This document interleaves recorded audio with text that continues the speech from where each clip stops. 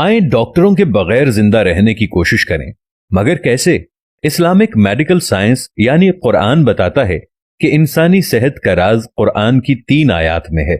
इंसानी तारीख की सबसे सनसनीखेज तहरीक जिसे पढ़कर हम हर बीमारी से बच सकते हैं।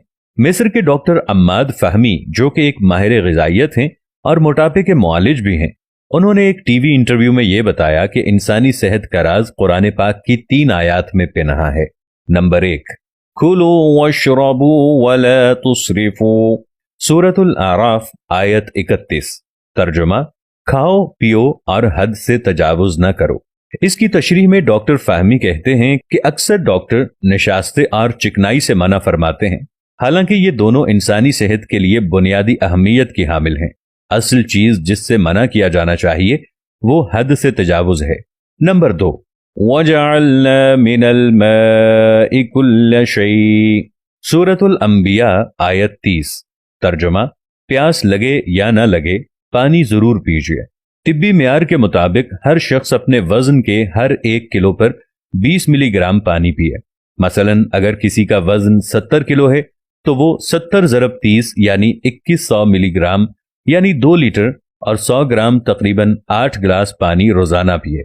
ये जिगर, गुर्दों और दिल की अच्छी कारकर्दगी के लिए बहुत जरूरी है।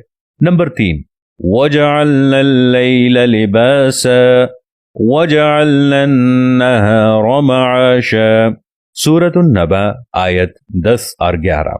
तर्जुमा, और रात को पर्दापोश और दिन को माश का वक्त बनाया।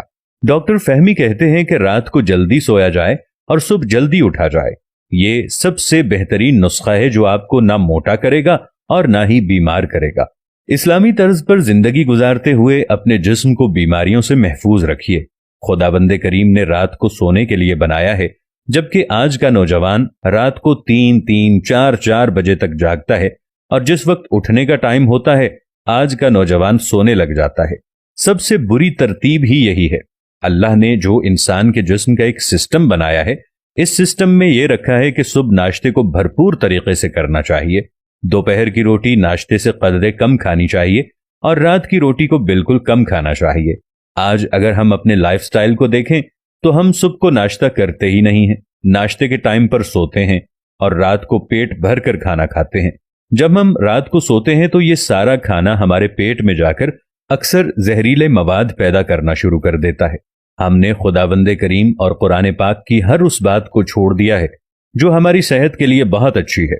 खुदावंदे करीम से ये दुआ है कि वो हमें इन तमाम बातों पर अमल करने की तौफीक अता फरमाए।